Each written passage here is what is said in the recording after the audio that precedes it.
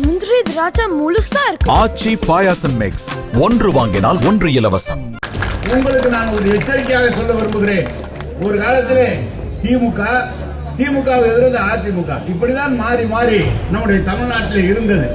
ஆனால் இன்றைக்கு இன்னொருவர் வந்து சொல்கிறார், நாங்க எங்களோடு தான் நேரடியாக போட்டி என்றலாம். திமுகவோட போட்டி போட உனக்கு தகுதியே இல்லை தம்பி. திமுக சார்பில் ஓரணியில் தமிழ்நாடு தீர்மான ஏற்பு பொதுக்கூட்டம் திருவாரூரில் அமைச்சர் நேரு தலைமையில் நடைபெற்றது.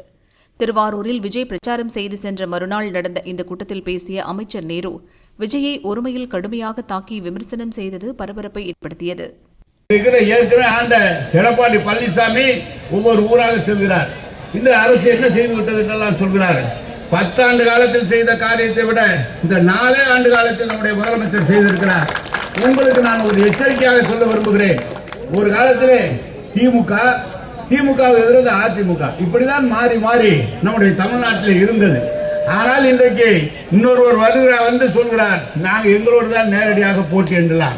திமுகவோட போட்டி போட உனக்கு தகுதியே இல்லை தம்பி. நம்முடைய பாலுவோட சொன்னது போல நீ வந்து நம்முடைய கலைவாணன் சொன்னார், நான் பார்க்கிறேன் அப்படின்னு சொன்னார்.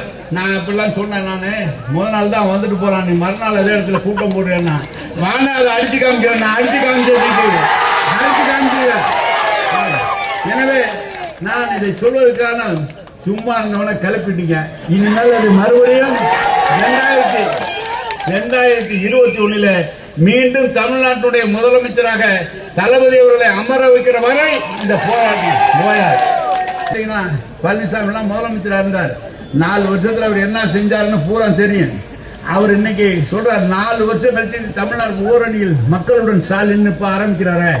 ஏன் ஒரு 4 வருஷம் என்ன பண்ணாரு அப்படின்னு சொல்லி பழனிசாமி கேட்டார். நீ 4 வருஷம் ஊட்டி இருந்துட்டு 4 வருஷம் கழிச்சு தானே நீ வெளியே வர, நீ எதுக்கு வந்து அதுக்குதான் வரணும். எனவே அதிமுக பாஜக கூட்டணி என்பது ஒரு அமையாத கூட்டணி. அதிமுக தொண்டர்கள் பாஜகவை ஏற்றுக்கொள்ளவில்லை. பாஜக வந்தால் நிச்சயம் இந்த கபலீகரம் அதிமுகவை கபலீகரம் செய்துவிடும் என்பதை அதிமுக தொண்டர்கள் செய்கிறார்கள். எனவேதான் நம்முடைய முதலமைச்சரை, அங்கு அவரின் மக்களுக்காக உழைக்கிற முதலமைச்சரை காப்பதுதான் நம்மளுடைய கடமை. இது போல இருக்கிற நம் பாலு சொன்னது போல அவரை பற்றியெல்லாம் எந்த கவலையும் இல்லை. நிச்சயமாக இந்த டெல்டா பகுதி என்பது கழகத்தினுடைய கோட்டை, அதுவும் திருவாரூர் என்பது மிக மிக கோட்டை.